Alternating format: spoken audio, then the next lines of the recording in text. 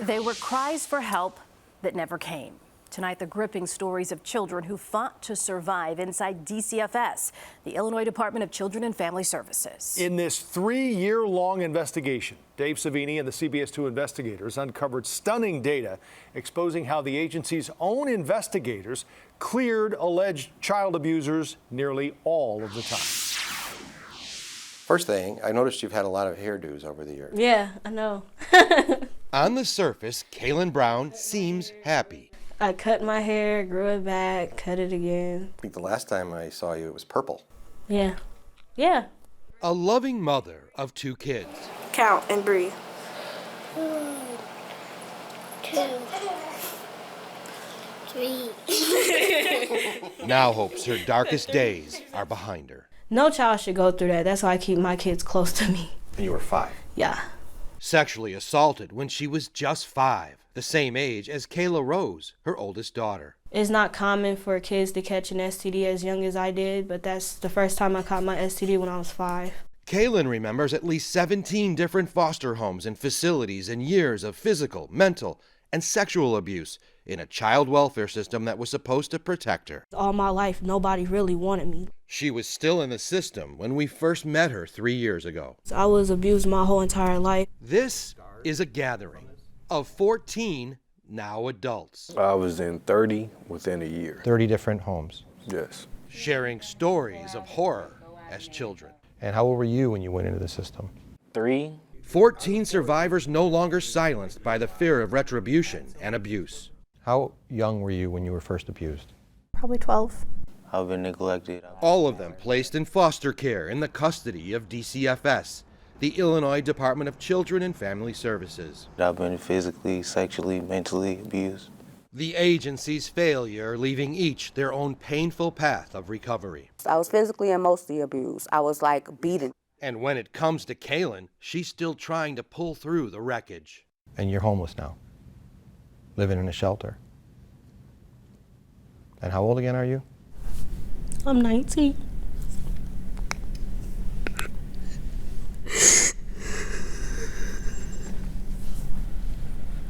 Another time that haunts her as a child is when 2 adult males from one of her foster families stole the Girl Scout cookie money she raised. All of it. I had like over $600 that I sold for cookies. And you were hoping to get a prize? Yes. Like what could you have won? It was basically like this big bicycle at the time. After accusing the men, she says, to teach her a lesson, she was beaten and assaulted again. I would say I was raped at least 3 to 4 times. She says there were trips to the hospital, rape kits, and cries for help at school, but DCFS left her in abusive homes. How many of you suffered abuse in foster homes? Perhaps more twisted, these survivors say when they reported abuse, they were ignored, and the disturbing proof may be found here. Inside this DCFS database, after a long battle, the CBS 2 investigators obtained 5 years of abuse records. Every child has an 8-digit ID number. Line by line, row after row, cries for help. And our meticulous analysis uncovers a deeply troubling pattern. When a DCFS child is allegedly abused 9 out of 10 times, it is unfounded. The department has a history of not believing the kids. James McIntyre says his allegations also were not believed. He still suffers from the trauma. I was sexually abused. I was neglected. I was starved. He now helps DCFS survivors and heads the Foster Care Alumni Association of Illinois, which includes these 14. Foster kids make the best victims. The data the CBS 2 investigators obtained contains more than 6,000 abuse and neglect allegations made against 3,200 foster parents. And while nearly 90% of all allegations go unfounded, sexual offense allegations, including sex abuse risk, molestation, penetration, and exploitation, are also unfounded 88% of the time. We respond to kids who've been abused. Mark Smith has been director of DCFS since 2019.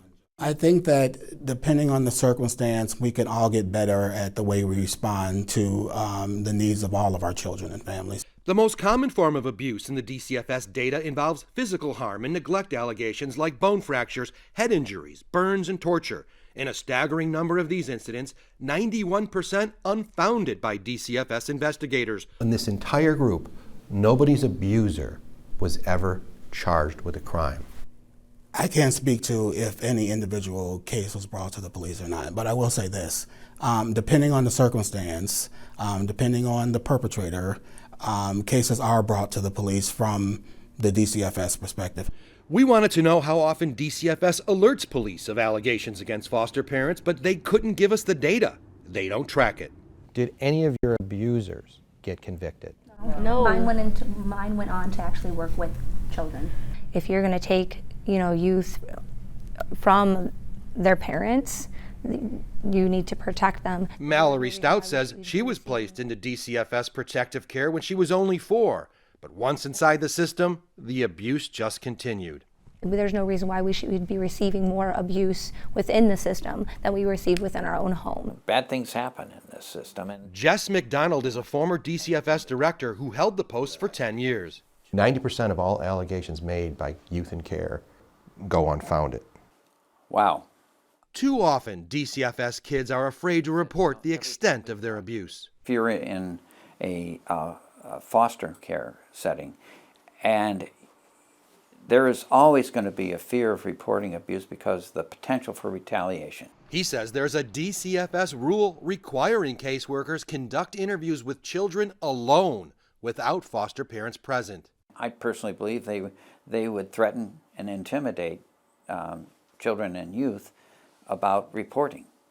And they would do it because they themselves are then at risk. They would interview you in front of them? They would talk to you in front of them? Yes, but these 14 say that rule is almost never followed. The whole time you telling them what's going on, your foster parent is just looking at you like, I can't wait until you get home so I can talk to you. Kaylin says one foster parent even tore up the only picture she had left of her dad, who died when she was just a child, as a form of retribution for speaking up.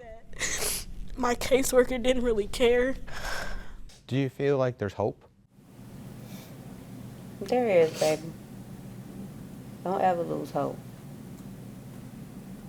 That's all you got most of the time. 3 years after that group interview, we found Kaylin living on her own with her children. We will be doing more stories with this group. They want to fix the system. DCFS says since 2020, things have gotten better, saying recurrent cases of maltreatment have decreased. Dave Savini, CBS 2 Investigators. Now, CBS 2 investigates. The death of a 3-year-old girl who was being cared for by a foster mother could turn into a criminal investigation. Her name is Aaliyah. And new pressure tonight to reopen the investigation in response to the story you're about to see. Here's Dave Savini with the CBS 2 investigation into what happened to Aaliyah.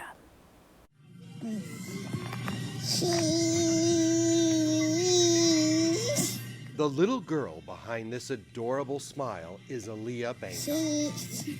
Born with a bad heart, Aaliyah's life was a difficult one. She was just 1.5 when she underwent a heart transplant. It should have been the beginning of a new, healthy life, but Aaliyah needed more help.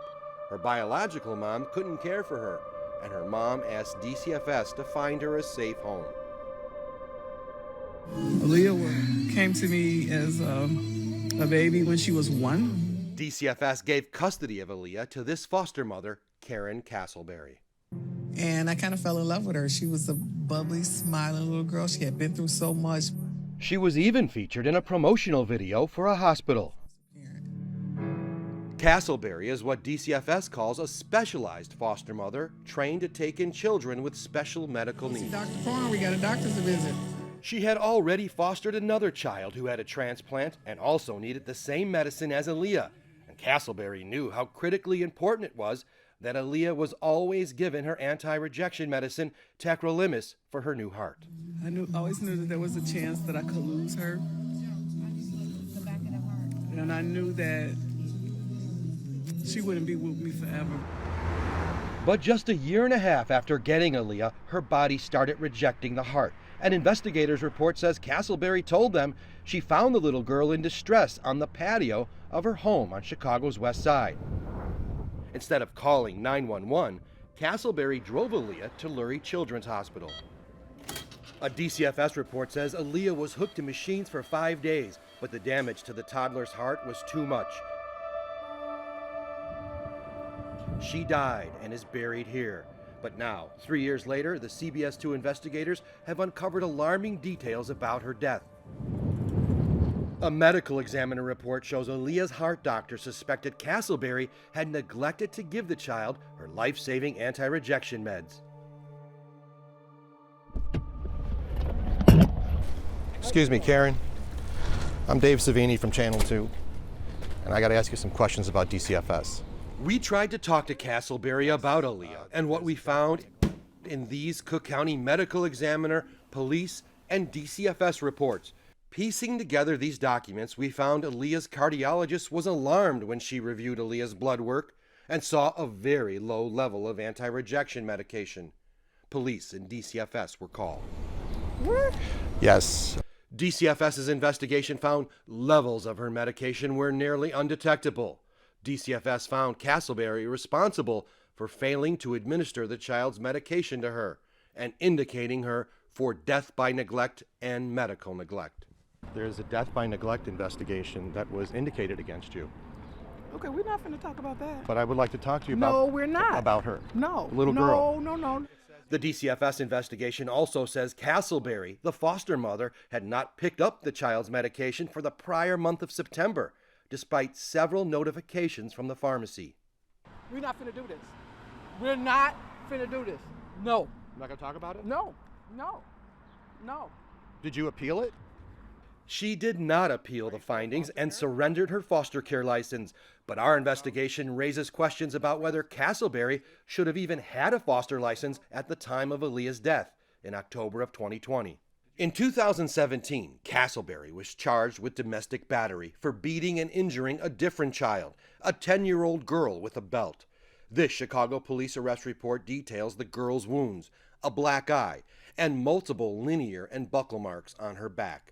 Another police report says Castleberry admitted she struck the victim several times with the belt because the child lied about attending violin classes. Can we talk about the arrest with the domestic involving the older girl? We're not going to do that. DCFS investigated Castleberry for that 10-year-old's alleged abuse under a classification DCFS calls cuts, bruises, welts, abrasions, and oral injuries. Despite Castleberry's arrest and the child's bruises, DCFS closed the investigation and classified it as unfounded. The police report says that this mother beat the girl with a belt buckle on her face and gave her a black eye. And on her back? Yeah, and on her back as well. Charles Goldberg is the Cook County Public Guardian. We asked him to review the abuse and neglect files involving Castleberry. It's sad for the children in this person's care. What was your reaction when you read that police report about the belt beating? Did they take this information and do a thorough, proper risk assessment to see whether there should still be foster children in this home? So this raises a lot of very serious red flags. And there was another red flag, another case involving Castleberry's treatment of Aaliyah. 7 months before Aaliyah died, then just 2.5 years old, she had to be hospitalized for the flu. This DCFS record says Castleberry just left the toddler there, all alone, for 3 days in the hospital. There was an attempt to remove Castleberry as Aaliyah's foster mother. A notice of removal was issued, but Castleberry appealed. DCFS allowed her to keep parenting Aaliyah. With everything that had happened in this home and all these red flags and everything prior, there are a lot of red flags to say the least. We've spent years investigating DCFS and obtained this abuse and neglect data dating back to 2016. By analyzing it, we found a pattern. When a foster parent is accused of abuse or neglect, the allegations go unfounded 9 times out of 10. It was in this data where we found Castleberry and learned of Aaliyah's death. This is a case that was buried in their records, that we wouldn't have known about had we not done the data investigation. Does this make you wonder how many more are out there? Oh, of course, absolutely. It says you didn't give her medicine. That's not true. Back in 2020, when Aaliyah died, Chicago police also opened an investigation into her death. But what happened to that investigation is unclear, except that it was closed. there were no criminal charges. And not picking up a medicine from a pharmacy for over a month would be critical. Yeah, that would be medical neglect, absolutely. I have the death investigation right here. Now, after our investigation, DCFS is requesting Chicago police reopen a criminal case into what happened to Aaliyah Banka. As the Cook County Public Guardian, you also want the police to reopen this case. Yeah, absolutely, yes. Do you have anything to say about that at all?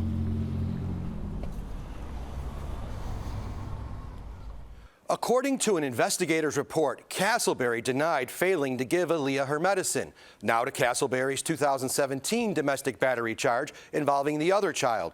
Court records show a motion to, quote, present proof of anger management. Then the charge was dropped. DCFS says it will assist the Chicago Police Department if it reopens Aaliyah's death case. We will stay on it. Dave Savini, CBS 2 Investigators. An Illinois lawmaker is demanding accountability and change following a staggering discovery by the CBS 2 investigators. 90% of child abuse and neglect allegations made against foster care parents were classified as unfounded. Tonight, Dave Savini talks with former foster children who say the system lets abusers get away with it as the number of allegations continues to rise. There is a serious issue with DCFS. It is a child protective service, but yet these kids don't feel protected. Illinois State Representative Lakeisha Collins knows about foster care abuse. She grew up in the DCFS system, but what she didn't know was just how overwhelmingly often Illinois foster care parents are cleared of abuse and neglect allegations. It's really, really mind-boggling for me. How many of you suffered abuse in foster homes? Last month, we showed you how these 14 foster care survivors came forward to CBS to help expose this troubling pattern of unfounded abuse within DCFS. How young were you when you were first abused? Probably 12. I was physically and mostly abused. I was beaten. Collins was watching and could relate to their traumas. Did you see yourself in that group of 14? Yes. Yes. Those former youth and care, they were not lying. They were telling the truth. The CBS 2 investigators conducted an exhaustive analysis of how thousands of child abuse and neglect allegations dating back to 2016 were handled by DCFS. Every child has an 8-digit ID number. After a lengthy battle for records, we obtained never-before-seen data revealing a deeply troubling pattern. When an allegation of child abuse or neglect is made, 9 out of 10 times, DCFS classifies it as unfounded. Did you have any idea that the numbers were as big as we found? No, I did not. And it's disheartening. Collins, who's been trying to reform the agency, says despite repeated requests, DCFS has stonewalled her from getting the kind of crucial data the CBS 2 investigators have now uncovered. In the foster care data DCFS did turn over, we found cries for help are climbing. In 2016, 961 claims. In 2021, that number shot up to 1,205, a 25% increase for complaints of abuse and neglect. So you're saying CBS Chicago has this data? You have the data, and I don't, and I'm the lawmaker. And a light bulb's going off. It is, because what else are we not getting? The most common form of abuse we found in the DCFS data involves physical harm and neglect allegations like bone fractures, head injuries, burns, and torture. In a staggering number of these allegations, 91% unfounded by DCFS investigators. I've been neglected. I've been physically, sexually, mentally abused. And they know how to hit you. They know how to hit you without leaving marks. Did any of your abusers get convicted? No. Collins says she was a teenager when a foster parent physically assaulted her. You were beaten up while you were in foster care. She beat me up, right? In front of other kids in the house. You want to make a change in the system. I do. How many more kids got to die? How many more have to get raped or harmed in the current operations? No child should go through that. That's why I keep my kids. Take the case of Kaylin Brown, sexually assaulted when she was just 5. It's not common for kids to catch an STD as young as I did, but that's the first time I caught my STD when I was 5. Kaylin says her cries for help went unanswered after 2 men sexually assaulted her during her time in foster care. And how old again are you? I'm 19. Kaylin says despite trips to the hospital and rape kits, DCFS left her in abusive homes. The data the CBS 2 investigators obtained contains more than 6,000 abuse and neglect allegations made against 3,200 foster parents. And while nearly 90% of all abuse and neglect allegations were deemed unfounded, sexual offense allegations like sexual abuse risk, molestation, penetration, and exploitation are also unfounded by DCFS 88% of the time. What did the DCFS data that we uncovered and organized, what did that say to you? What did you see in those numbers? Whew, that it is a culture that has allowed this system to cover up abuse. When CBS requested the records of how many of those 6,000 allegations DCFS referred to police, DCFS told us they couldn't turn that over because they don't have it. They don't keep track. The public looks at it as if you're being, you're deceiving the public. You want to pass a law that will require DCFS to track these cases? Yes, the tracking part is important because how then can you see the red flags? She says even her allegation of abuse in foster care was never investigated. It was like it never happened. And nobody ever reported it to police? No. Police were not notified. The caseworker never followed up with me. That is the culture of this system. And that is why what you all are doing is so important. Collins now wants accountability from a system that has kept its records shrouded in secrecy for decades. Right now, we're losing. We're losing. We're losing lives. Kids who could have promising futures, who could be the next doctor, scientist, lawyer. Their dreams are cut short because they were neglected. For more than a year and a half, DCFS has been telling the CBS 2 investigators they don't have police referral data. But late today, DCFS changed its story, and they're now telling us they do have that data after all, and are now finally working on giving it to us. Dave Savini, CBS 2 investigators. A CBS 2 investigation into this little girl's death has led to police opening a criminal investigation. In May, our team investigated what happened to Aaliyah.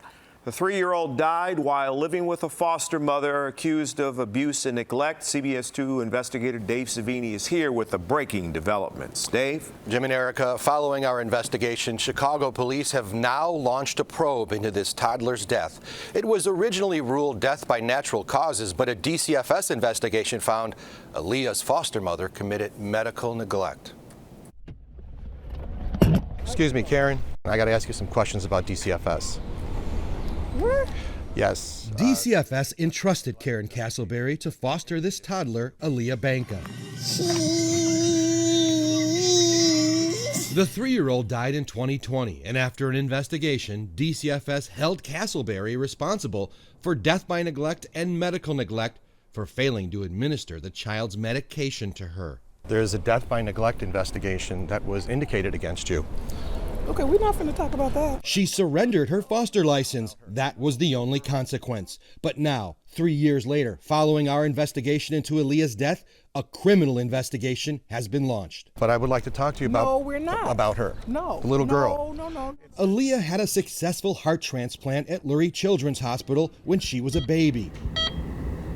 To keep the new heart working, Castleberry was supposed to give Aaliyah an anti-rejection medication called tacrolimus. It says you didn't give her medicine. That's not true. Aaliyah ultimately died of organ failure. In this death investigation report, it says her cardiologist was alarmed and the doctor suspected neglect on Castleberry's part for not giving the child her anti-rejection drugs. I have the death investigation right here. No. Sources with direct knowledge of the case tell us Chicago police detectives are now requesting all of Aaliyah's medical records. What will police be looking for?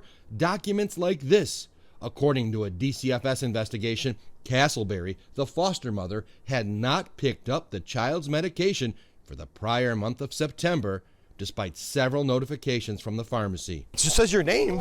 It says Karen Castleberry, death by neglect, medical neglect. Born with a bad heart. After we revealed Aaliyah's story last month, DCFS and Cook County Public Guardian Charles Goldberg requested Chicago police open a criminal case, and they did. When you see what DCFS uncovered, what does that make you think? This foster mother was medically derelict to this child, a child with very high special needs. We also found Castleberry had been accused of prior abuse and neglect. In 2017, Castleberry was arrested and charged for beating another child with a belt to her face and back. Those charges were dropped after a proof of anger management was entered into the court file. No. I'm not going to talk about it? No. And we discovered Castleberry was accused of neglecting Aaliyah.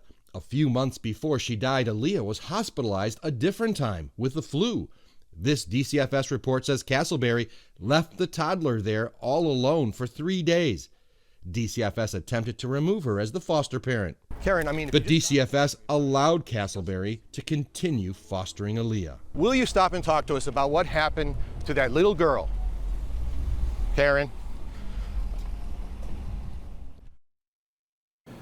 According to an investigator's report, Castleberry denied failing to give Aaliyah her medicine. We will stay on this and continue to bring you the latest. In the newsroom, Dave Savini, CBS 2 Investigators. Now a CBS 2 exclusive investigation. She's only 16 years old and already a sex trafficking victim. So what does DCFS do? We've learned they placed her with a 3-time convicted felon who's now accused of forcing her into prostitution. CBS 2 investigator Dave Savini has been exposing state child welfare system failures for years. He joins us now. Dave, this is hard to believe. Joe and Marie, it is almost unreal what happened to this foster child, but the fact is DCFS placed a child sexual assault victim into the care of a man who should have never been given a license to be a foster parent.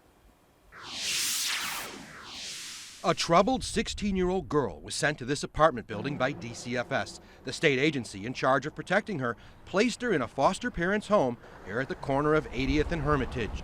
But during our years-long investigation into DCFS, the CBS 2 investigators made an astounding discovery. The licensed foster parent who the state entrusted to care for that 16-year-old girl was a 24-year-old man with a lengthy felony criminal record. His name is Eric Johnson, and he's also an accused sex trafficker. They license him as a foster parent. They license this 24-year-old pimp as a foster parent for a 16-year-old girl who had a history of being they were paying tax money to him as a foster parent while he was trafficking a 16-year-old girl in DCFS care. For 3 years now, we've been investigating DCFS. We've uncovered a disturbing pattern by DCFS, bouncing children from home to home and not getting kids like this girl the proper specialized care. We discovered the teen's case this week when a judge heard evidence of how DCFS hired a psychologist nearly a year ago who told the Child Welfare Agency the girl needed to be in a secure residential treatment sex trafficking program. So you're saying, on top of everything else, she had a history of being trafficked. That's right. And they put her in a home with a pimp. That's right. We asked Cook County Public Guardian Charles Goldberg about the way DCFS handled her case. She needed a secure residential placement that was highly structured and had an intensive program for victims of sex trafficking. And DCFS never did that. They bounced her around from hospital to shelter to foster home. The court order we obtained says while she has waited to get the proper care and placement she needs, the teen has been trafficked, sexually assaulted, shot, lived on the streets. Ultimately, the agency made a pimp the child's foster parent. Over this 1 year, this girl has been raped, she's been trafficked, she's been abused, she's been beaten up, and she's been shot. She actually has a bullet in her leg. We found Johnson has a lengthy criminal record. The teen was placed with him just months after he was released from federal prison after a 24-month sentence on a firearms charge. Before that, he spent 3 years in state prison for 2 robbery convictions. Despite all that, Johnson passed placement clearance and was approved by DCFS to become a foster parent. How does a guy like that get licensed? Yeah, it's impossible. It should be impossible. It shocks the conscience. It's of a level of negligence that's criminal. Johnson's latest charges detailed in this court record say the juvenile victim was being advertised and prostituted on a known sex website. What does this say about the background checking system at DCFS? It says that they're not doing background checks. It says that it's broken. It says that it's dysfunction. It says that maybe we're at the point that we should just abolish DCFS altogether. Goldberg says he's now exploring the possibility of filing a civil rights lawsuit on behalf of the child against DCFS. We are digging into how all of this happened, and we will stay on it, Joe and Marie. What's the latest on the girl, Dave? Great question. The girl is in a shelter, and she is still awaiting a treatment program. They're giving DCFS until March 27th. The 27th. Yeah. Okay. We know you'll stay on it and looking forward to updates on this. We got to find out how this guy got this kid. Absolutely. All right, Dave Savini, thank you so much. CBS 2 investigates a 16-year-old foster child who is a sex trafficking victim ends up in the home of a man convicted of multiple crimes. The foster dad now charged with running a prostitution business out of his home, the same home where he was supposed to be caring for her. How can this happen? CBS 2 investigator Dave Savini continues exposing a pattern of failures with DCFS. This can't happen anymore. Brenda Myers-Powell fights to protect human trafficking victims. She's outraged to learn DCFS approved sending a teenage sex trafficking victim to live in this Chicago apartment building with a man court records describe as a habitual criminal. I don't want to say the word on TV. Look, this was a screw up, and people need to be held accountable for this screw up. DCFS made this man, Eric Johnson, a 24-year-old bachelor, the teen's foster dad. The CBS 2 investigators found he spent much of his adult life incarcerated, yet DCFS approved him to care for the 16-year-old girl. This is unacceptable. This is unacceptable, Dave. This needs to be handled. Brenda is a member of the United States Advisory Council on Human Trafficking. She wants to know why DCFS failed to see all of the glaring red flags. We found court records showing he has 2 robbery convictions, a 3rd conviction for a federal gun charge, along with a domestic battery arrest for beating another teenage female. Somebody looked at this guy's background and still gave him the child. And that was a huge mistake. This needs to be fixed. We can't keep losing children like this. In court, DCFS described how it gave Johnson custody of the girl in what is called a fictive kin placement. The fictive kin program allows friends of the child's family to apply to be foster parents. DCFS approved Johnson as a fictive kin foster parent in 2022, while still under a federal supervised release program for one of his convictions. These kind of mistakes are life and death for our children. What does that say when they gave this 16-year-old to this man, despite his record and despite his age? This was a bad placement.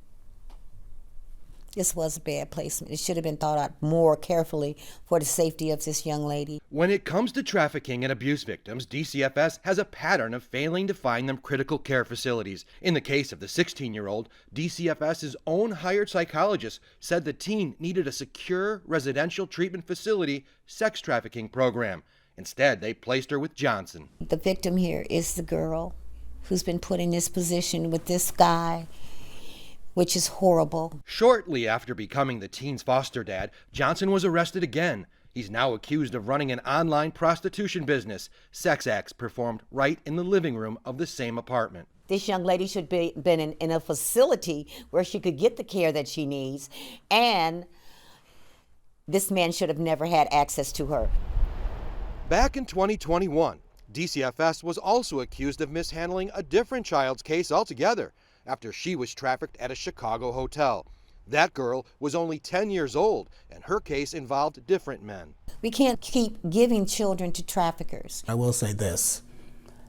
We investigate seriously and thoughtfully. Mark Smith is the DCFS director. To be clear, this interview Smith did with CBS 2 is also from 2021, when we first started examining how DCFS handled children who were being trafficked, like the little girl in the hotel. DCFS was warned about her 13 times, yet failed to put the child into protective custody. Like I said, we can't talk specifically about this case. There were 13 abuse investigations involving this girl under the DCFS umbrella, and she remained in that environment. Did DCFS drop the ball? I can't speak to any individual case, but I will. 13 different investigations. Okay, you're not in the interview, so. At that point, one of Smith's staff tried to stop the interview. 2 years later, and here we are again. This can't happen anymore. We got to get some real solid things to do for these human trafficking victims. Brenda Myers-Powell says not much has changed when it comes to DCFS's handling of trafficking victims. and finding them proper placements. It's all grew itself. It really needs to get an overhaul. When it comes to that 16-year-old, it's been a year since DCFS was told she needed to be in a secure facility with a specialized program. That still hasn't happened. And when it comes to that other trafficking case with the 10-year-old at the hotel, she didn't get into a specialized program until after we brought her case to light. Dave Savini, CBS 2 Investigators. Mallory forced to move at least 67 times. Carnell remembers at least 30 moves. Both are part of an alarming trend of foster children who were never given a stable home. Dave Savini and the CBS 2 investigators undertook a massive project, digging through the records of every foster child dating back 20 years.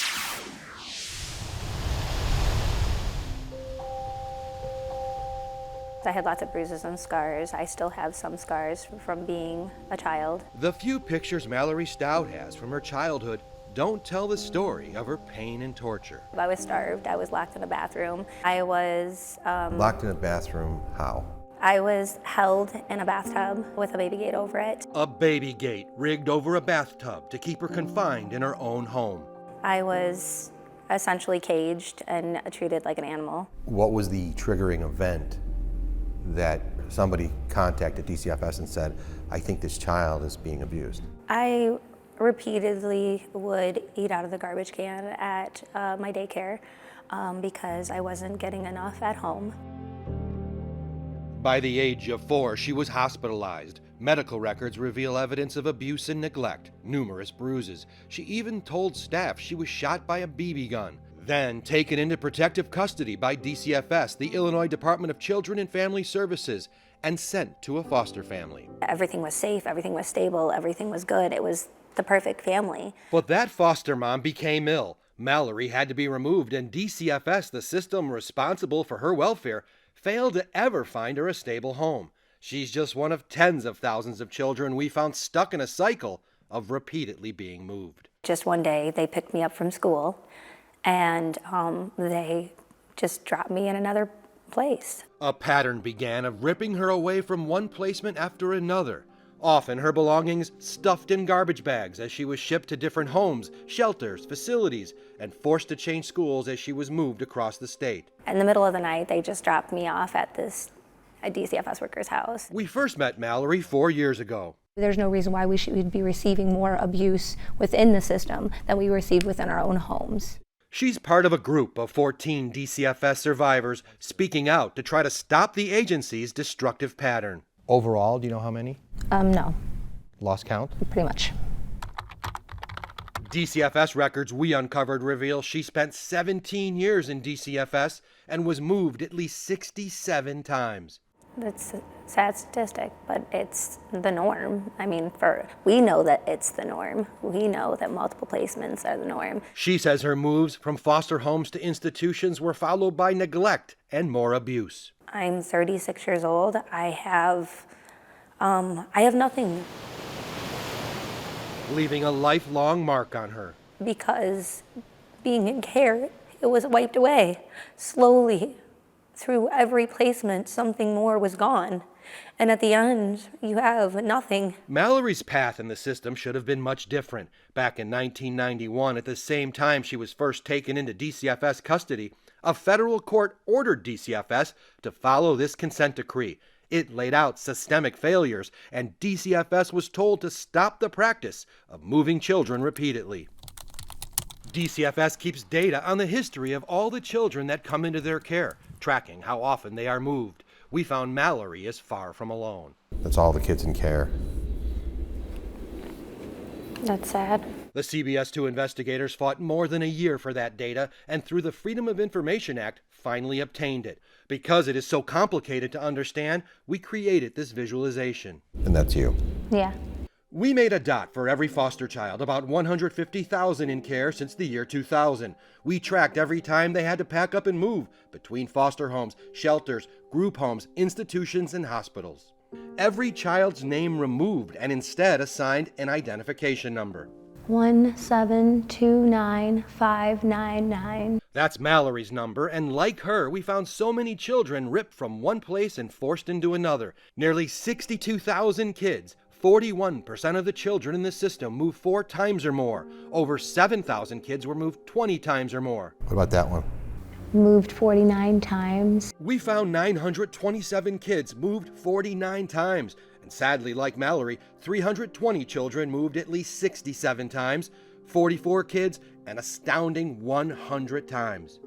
There's this really horrific kind of cycle that goes on. If something is not done to be able to intervene in that, you can have these kids with 20, 30 different placements. Dr. Michael Naylor is a psychiatry professor at the University of Illinois, Chicago. He runs mental health programs through a DCFS contract. There's too few specialized foster homes and therapeutic foster homes. There's too few group homes and residential facilities. He says multiple placement disruptions cause huge trauma. The ones that we see, all of them are carrying scars that they're going to be carrying with them the rest of their lives. Were you ever abused in the system? Oh, yes, plenty of times. Carnell Brown also knows the trauma of moving. How many homes were you in? I'd say about 30. I really moved around a lot. When you go from home to home, does it make it hard to keep relationships? I try not to get too attached to people. I think central to all of the difficulties here are the disruptions in relationships that these kids have. What kind of damage does that do to a child? It does a lot of damage. We found so many children languishing. The data shows more than a third of kids in care, about 53,000, spent 4 or more years in DCFS, and almost 10,000 kids spent a staggering 10 years or longer stuck in the DCFS system. Carnell spent 15 years in DCFS, and the data shows he's got plenty of company. At least 2,500 kids did the same. Have you lost friendships over that? Oh yeah, a lot of friends. I have no one that I can really call my friend. Mallory still struggles with the abuse she suffered too. In one home, when she was 9, she was severely punished for wetting the bed. They removed my bed and made me sleep on the bars of the bunk bed. She was then beaten, and a special friendship bracelet was ripped off her ankle. It was made by a friend Mallory had to leave during one of her 67 moves. Something that small can mean a lot. Bracelet kind of represented a lot of things. Yeah. But it's honestly, it's just, it's the cost of being in care. Mallory now has 3 children of her own. Her biggest fear, one of them becoming another dot. So those dots on the map mean something. Yeah. They're a person, they're a life. There's a whole history behind each of those dots. All of those are one of me. On average, kids in other states get out of the foster care system in about 15 months. But the DCFS data shows Illinois kids spend more than double that amount of time. Dave Savini, CBS 2 Investigators. DCFS has not responded to our findings.